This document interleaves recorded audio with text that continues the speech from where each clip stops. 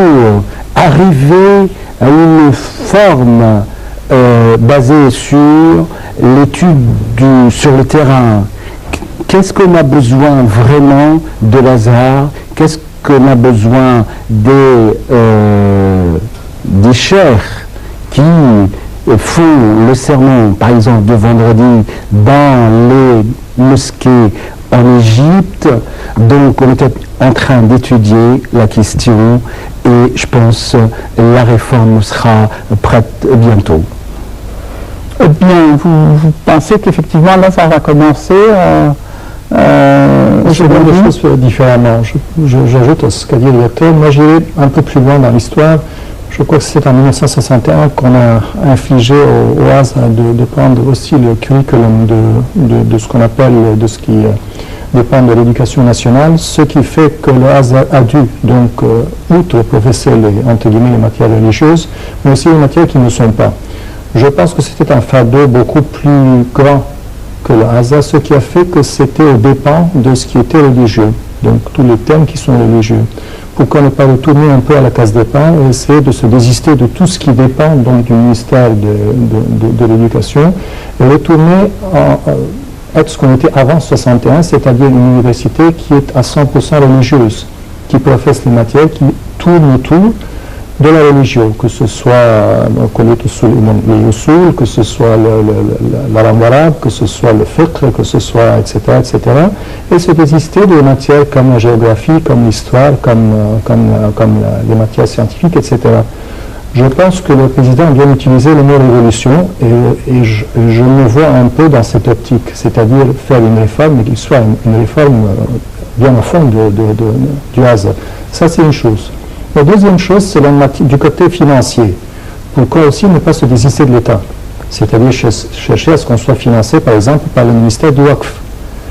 Que les finances ne viennent pas de l'État. Comme ça, le Azhar aura la liberté de se désister un peu du courant de l'État. Je crois que ça va donner une latitude, une dimension tout à fait différente. Ça, c'est une deuxième chose. Une troisième chose, c'est essayer de se conformer à la technologie. Je vous donne une petite parenthèse. L'État islamique a environ 60 et quelques sites sur l'Internet. L'État islamique, donc Daesh, entre guillemets. L'Azhar en a deux. La station de télévision qui était censée être gérée par le Azhar, jusqu'à aujourd'hui, n'existe pas. C'est vrai qu'ils ont, sur YouTube, ils sont représentés, mais cette station n'existe pas jusqu'à aujourd'hui. Les autres, ils ont tout ce qu'il faut. Ils ont aussi sur Twitter des comptes qui sont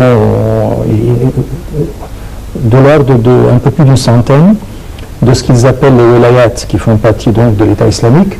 Est-ce que l'Azhar fait compétition avec tout cela? Pas du tout. Moi, ça, je parle un peu du côté aussi technologique.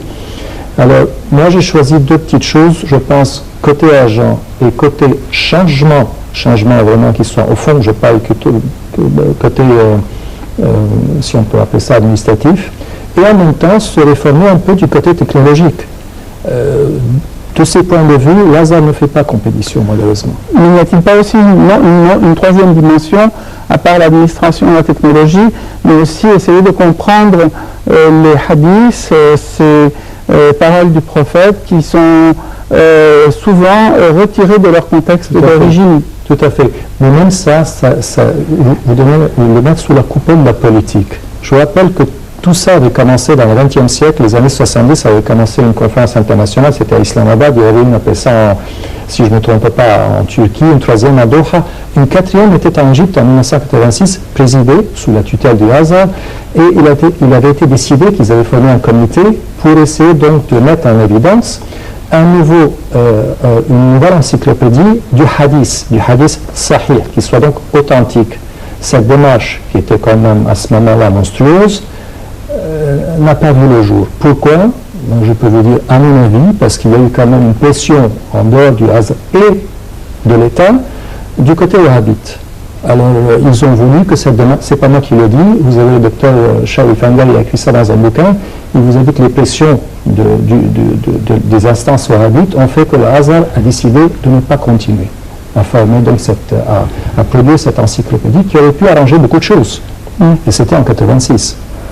Est-ce qu'aujourd'hui, vous pensez que... Tout d'abord, je vais vous demander, est-ce que vous êtes d'accord avec ça? Il y a eu une tentative qui a été freinée? Oui, c'est officiel, hein, c'est pas caché. Hein. C'est pas caché. C'est pas caché. Est-ce qu'aujourd'hui, il y aurait cette même tentative? Pas du tout. Parce qu'on constate que même certains pays arabes constatent que cette forme de pensée conduit souvent à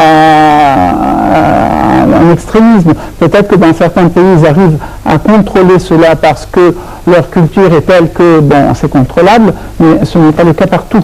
Non, actuellement, Lazare est très sincère, en fait, dans sa tentative.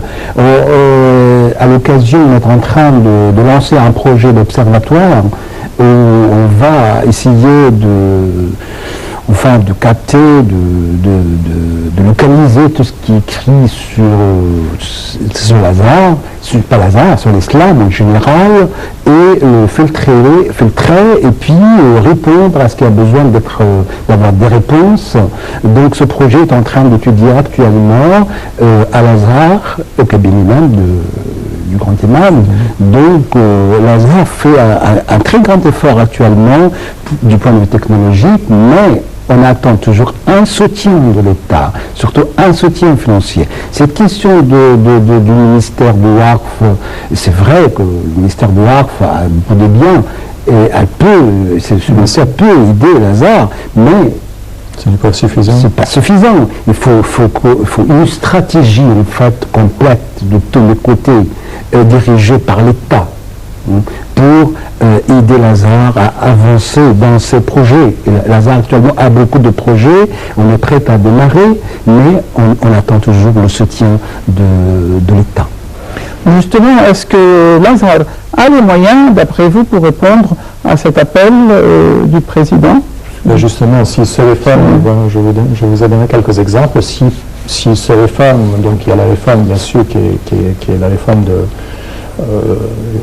administrative, mais il y a aussi donc la réforme dont a parlé le docteur. S'il prend certaines démarches, mais de grandes démarches, hein, oui, je pense qu'il peut le faire.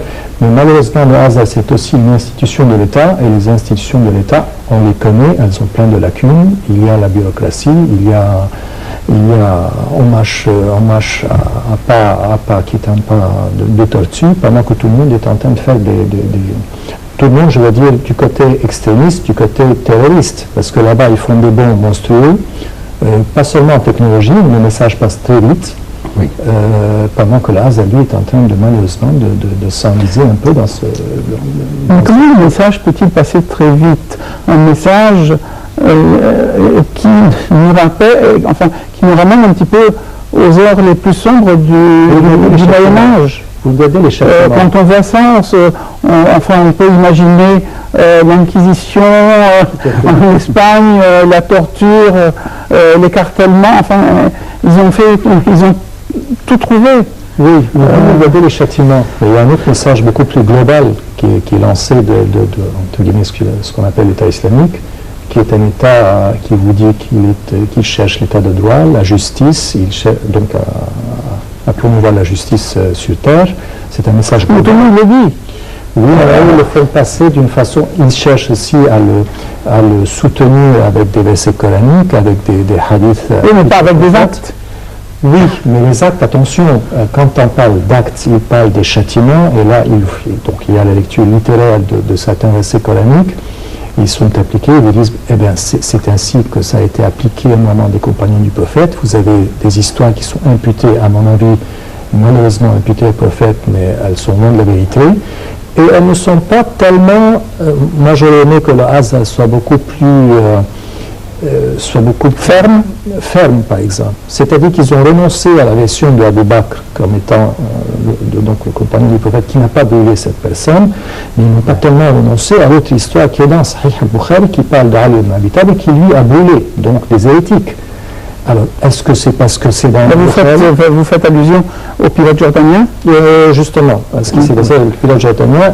Le Azhar s'est un peu lancé à défendre... Parce que ça a été dit, c'est-à-dire... que le texte donc imputé à Abu Bakr, qui est n'est pas donc... n'est pas sûr. L'histoire est dite par un menteur, une personne qui est connue pour son mensonge. Donc, l'histoire... Lazare a réfuté ça. Justement. Et l'autre, c'est... Alors l'autre, j'aurais aimé que Lazare se classe. C'est un hadith qui a été raconté par un certain Akrema au nom d'Ibn Abbas, qui est le cousin du prophète, qui nous parle, qui finit par Man baddala dinahu faqtuluhu, mais qui commence par une histoire de Ali ibn Abi Talib ayant brûlé certains hérétiques. Ibn Abbas répond, moi je n'ai pas fait tel acte parce que le prophète justement ne le consent pas. Et à la fin il a dit, Man baddala, celui qui change sa religion, il faut le tuer. Moi je pense que cette histoire doit être révisée, elle est dans le Sahih de Abu Bakr, parce que celui qui l'a raconté était connu pour être un menteur, il était un kharijite en plus, donc un ennemi. Donc, Ali ibn Talib était un ennemi juré de cette personne, mais je n'ai pas vu vraiment le hasard se lancer à défendre Ali ibn Abi Talib comme il s'est lancé pour défendre Abu Bakr. Et attention, il y a d'autres histoires qui sont imputées à Est-ce que ça existe dans le Coran, que celui qui change de religion? Non, le Coran dit pas de contrainte. Oui, justement, si jamais il qui se contredit avec un verset coranique, donc le hadith devient nul. Donc c'est une base de fiqh. Donc pourquoi se référer à des hadiths, bon, entre guillemets, ce ne sont pas des vrais hadiths, qui se contredisent avec le Coran. Et la première référence, la première source de l'islam, c'est le Coran. En deuxième lieu, c'est la sunna, à condition que la sunna ne se contredise pas avec le Coran. Donc c'est une logique. Ce n'est pas évident. C'est une évidence. Bien, mais pour Daesh, ce n'est pas évident. Non, justement, ils trouvent les textes qui sont les textes qu'ils font. C'est-à-dire moi qui ne suis pas vraiment versé dans l'affaire, si j'ai quelque part l'écran fait dit, et dans l'autre on me dit, ben celui qui faut brûler vif, celui qui change de religion même, qui d'après moi changerait sa religion, parce que peut-être qu'il ne l'a pas changé non plus en plus. Bien, je verrai sans avoir été... Évidemment, je n'ai pas une référence religieuse. Oui, mais c'est-à-dire comment les gens... Au contraire. Il n'est pas une référence, mais comment il arrive à être une référence pour des gens? Parce que ça semble évident. C'est là que je me tourne justement, j'avais vu le hasard a besoin de faire plus. Le hasard tout seul et... Justement, il doit être soutenu par l'État, par les autres institutions. L'Azhar doit être soutenu par le WAQF, doit être soutenu par le ministère de la Culture. Mais maintenant, entre l'Azhar et le ministère de la Culture, il y a une gap, il y a vraiment une distance. Donc, l'Azhar et le ministère de la Culture doivent se compléter. Mais actuellement, je suis désolé, non, chacun prend son compte. Et les relations ne sont pas très bonnes. Bien sûr. Donc ils ont deux politiques différentes, tout à fait différentes. Donc il faut penser à l'intérêt général du pays, à l'intérêt général de l'islam. Il ne faut pas penser à l'intérêt du ministère. Non, il faut penser, il faut être plus prudent. Donc, il faut penser aussi... Quel est le problème entre les ministères de la Culture? C'est ancien, c'est une chose qui... Le ministère de la Culture ne va pas dire qu'il ne faut pas avoir recours à tel hadith ou tel hadith. Ça ne regarde pas. Non, ça ne regarde pas, mais le ministère de la Culture est concerné par la culture, et l'islam est une culture, est une civilisation. Mais il ne veut pas entrer dans les détails qui ne le concernent pas. C'est à l'Azhar de faire. Le ministère de la Culture ne dit pas le contraire de ce que dit le Coran.